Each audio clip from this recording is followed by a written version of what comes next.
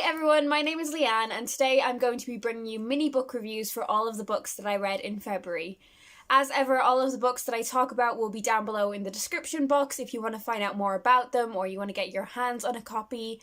Before I talk to you about the 10 books that I read in February, I do want to give a quick reminder that March is upon us, which means the Irish Readathon is upon us. If you somehow don't know anything about the Irish Readathon, despite me banging on about it for ages, the Irish Readathon is basically a month readathon all about reading more Irish literature than you normally would. In order to participate, all you need to do is read one Irish book. Just one. There are some challenges if you want to be a bit of an overachiever. As it's a month-long readathon, it's not too late to join in. If you want to join in halfway through the month, 3/4 of the way through the month, feel free. I'll leave my announcement video and my TBR video linked in the description box as well, and all the information that you'll need will be in those. But anyways, I'm just going to get onto the books, and I think I'm going to talk about these in the order that I read them in. So the first book I finished in February was Tangleweed Bribe by Deirdre Sullivan, and this would actually be perfect for a TBR for the Irish Readathon. This was my short story pick for February, and I really enjoyed this one.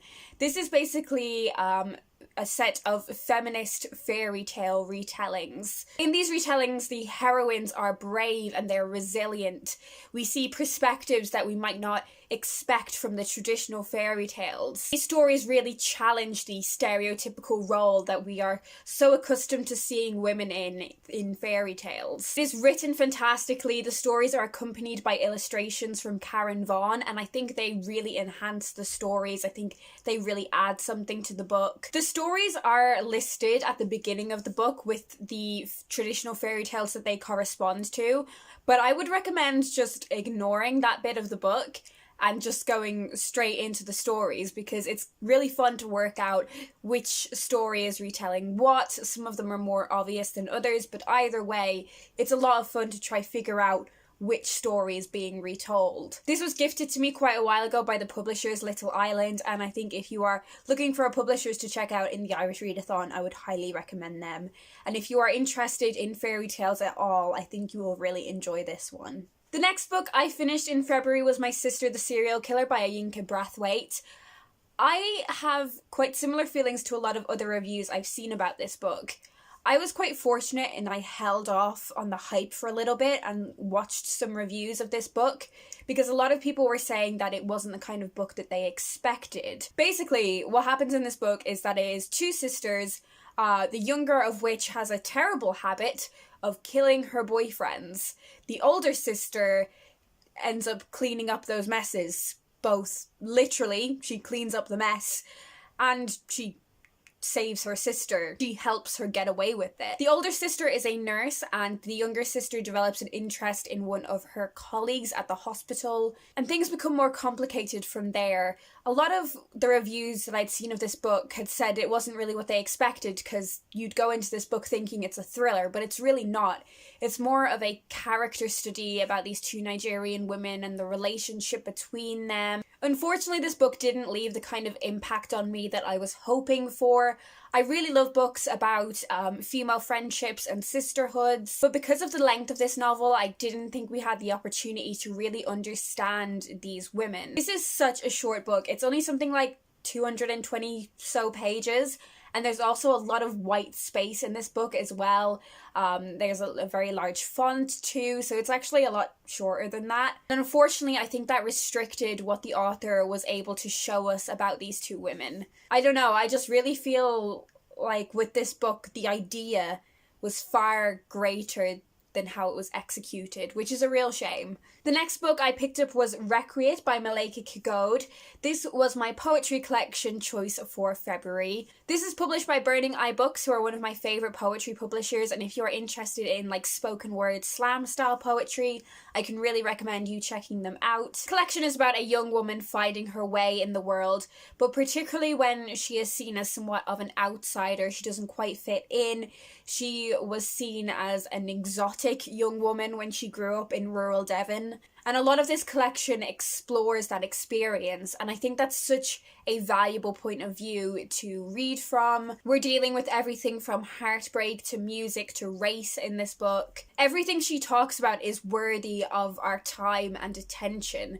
However, I just thought this collection needed a bit of a tighter edit. I thought language could be used far more economically than it was, and that's one of the things that I love about poetry, is that you are getting the maximum impact from the minimum words. And I don't think this collection quite hit the nail on the head when it came to that. I think poetry, even more so than other forms of literature, can be so subjective. It's such a personal preference. And I still really enjoyed this book. It just wasn't one of my favourites. What really shines through in these poems is a celebration of community and a sense of hope. And I think that's a phenomenal thing to be acknowledged and focused on. The next book I finished was Here's to You, Rachel Robinson by Judy Blume. I had a similarly muted reaction to this book. I had quite a weird sort of second quarter of my reading month. I was reading a lot of things that were decent, but I didn't love. And this book is definitely in line with that. This book really just left little to no impact on me. This is about a young girl named Rachel who seems to have the perfect life. You know, she's got straight A's, she's a fantastic musician, but she does have a very difficult relationship with her older brother Charles. He's a bit of a, I suppose, a bad boy. He's really annoying, he's really mean. It seems like all of her friends have a crush on him, which is also very frustrating for her. And it's basically about Rachel's friendships and her relationship with her brother and a blossoming romantic relationship. I don't know, maybe this book would have had a bigger impact on me if I'd read it when I was the target audience, maybe like over 10 years ago. I just wasn't really interested in any of the characters, although there is one bit in this book that I really enjoyed. On the second page of this book, Rachel learns a very valuable lesson. Now I understand that I never really liked Max, the person. It's just that he's the only boy in 7th grade who's taller than me. Rachel learns that sometimes you think a boy is great, that he's amazing, that he's wonderful, but really he's just tall. My reading month definitely started to look up when I picked up Pages & Co. by Anna James. I loved this book. I loved this book so, so much. This is a middle grade book about a young girl named Tilly who works and lives in her grandparents' bookshop. She and her grandparents have such a fondness for literature, and that in itself is such a fun thing to read about.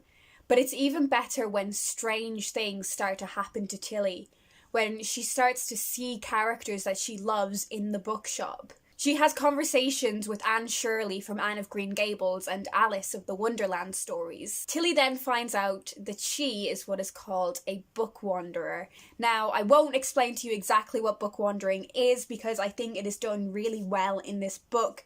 The whole explanation of what it is to book wander, the exact rules and how it functions. I think that's done really, really well. There are little twists and turns in this book that even as an adult reader I didn't see coming, and that is so impressive on the author's part. If you are someone who has a love of books, which if you're watching this video I would expect so, then I'm certain you're gonna love this book. It's just so much fun, it's so much joy, it is the perfect snuggle down with a cup of tea. It's a bit of a cliche and it's extremely applicable to this book, but you can just really get lost in these pages. I know this is the first book in a series and I'm so excited to read the other books when they come out because I'm absolutely gonna love them. I'm already sure of that. And a super nerdy thing, I love how this book is typeset.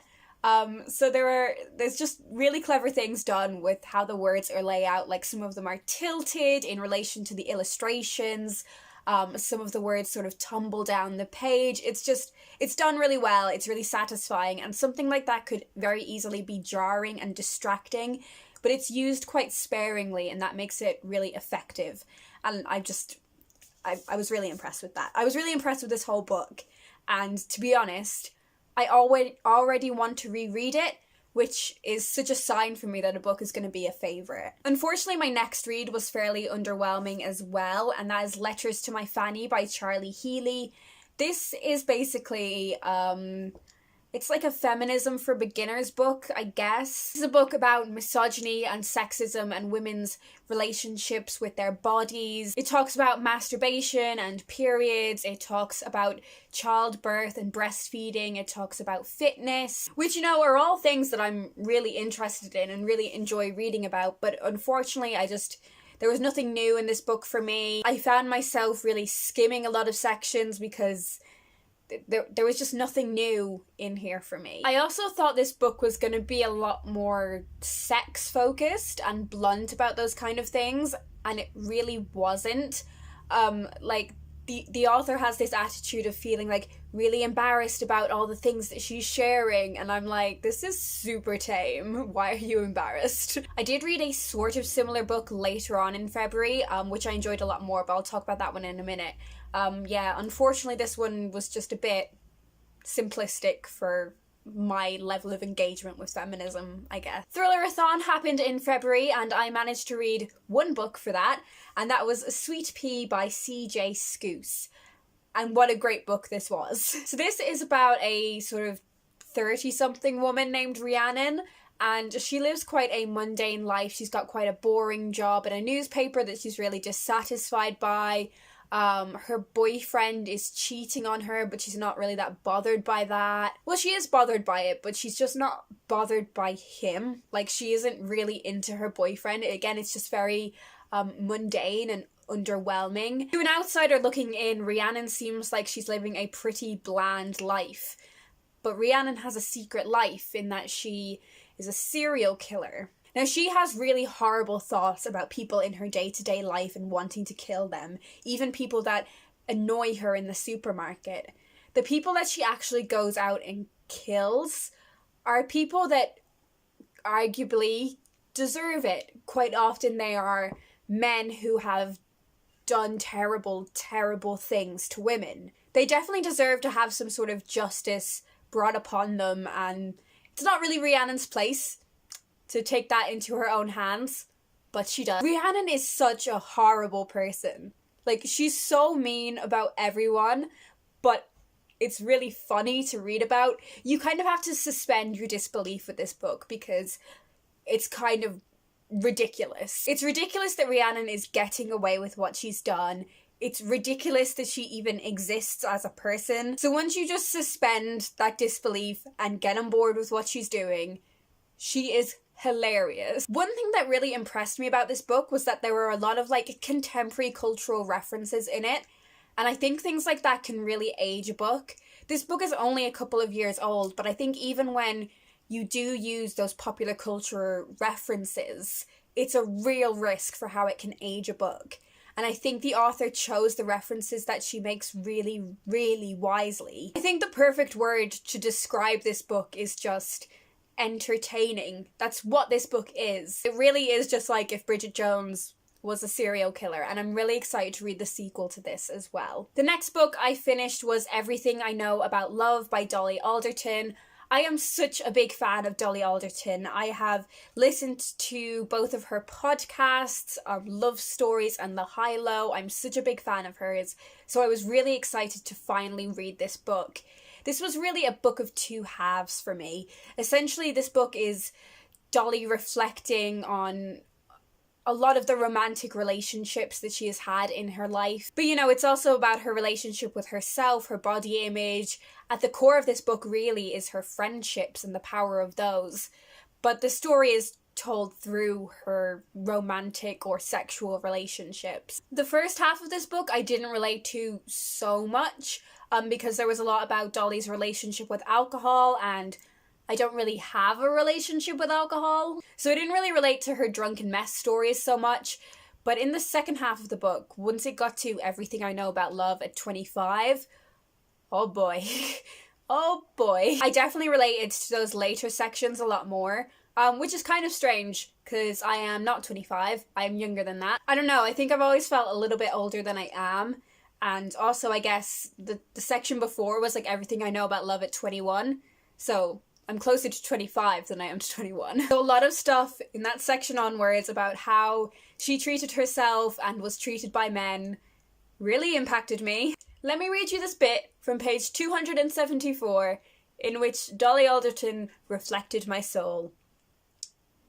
My friends, quite rightly, thought I was insane to have become so quickly obsessed with someone I didn't know. But they were also used to it. Me finding a new love interest had always been like a greedy kid opening a toy on Christmas Day. I ripped the packaging open, got frustrated trying to make it work, played with it obsessively until it broke, then chucked the broken pieces of plastic in the back of a cupboard on Boxing Day. Dolly also talks about something called the boyfriend experience, which is a term that I heard from my friend Charlotte, who actually owns this book. She's very kindly lent it to me, so thank you, Charlotte. This book has changed my life.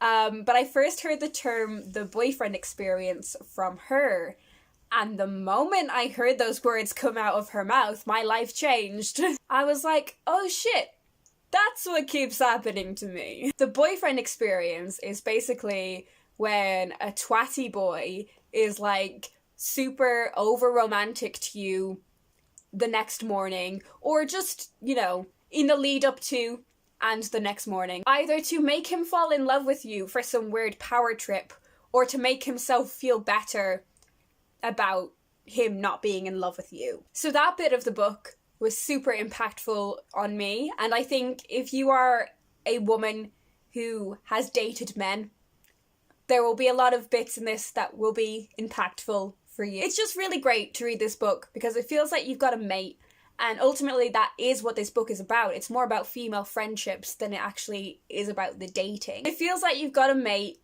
that knows what you're going through and is just there in solidarity with you, and I really appreciate that, and I would really highly recommend this book. I just can't get over the boyfriend experience as a concept, and that has happened to me fairly recently.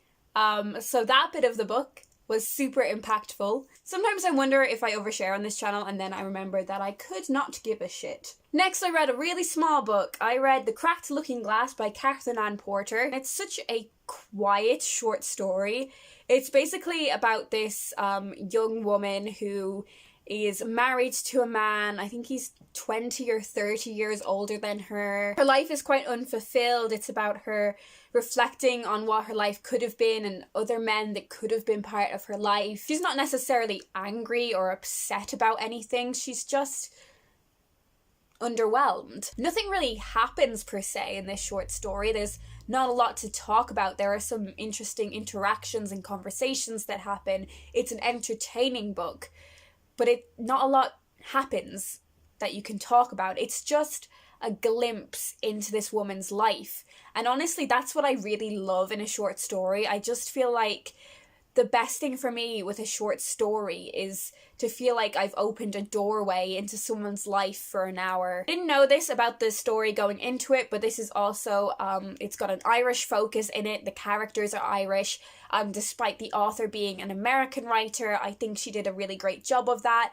I think her dialogue was really good. It was really believable. If I hadn't known that this author was American, I would have assumed she was Irish. And that was a really great surprise for me, especially leading up to the Irish Readathon TBR. Not a lot more to say about this one, but I did thoroughly enjoy it. And if you are just looking for a really, really well-written short story, then I would recommend this one. The final book I finished in February, I'm very chuffed about this.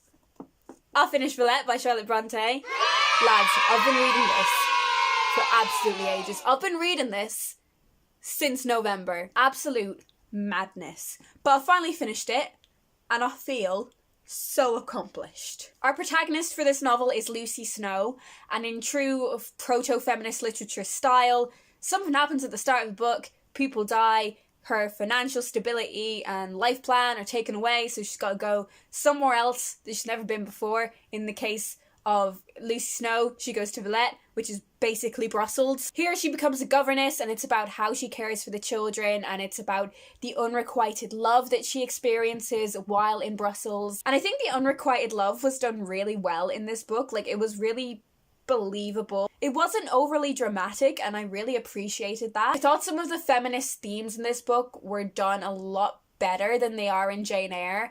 I'm not a fan of Jane Eyre at all. I find even when you put it in the context of its time, its engagement with feminism leaves a lot to be desired. I think if you are someone that feels that way about Jane Eyre in any way similar to the way I feel, I think you'll enjoy Villette a lot more. All of the characters in this just feel really believable, and I think that probably comes from how autobiographical this book is. I just found this book so much more powerful than I found Jane Eyre.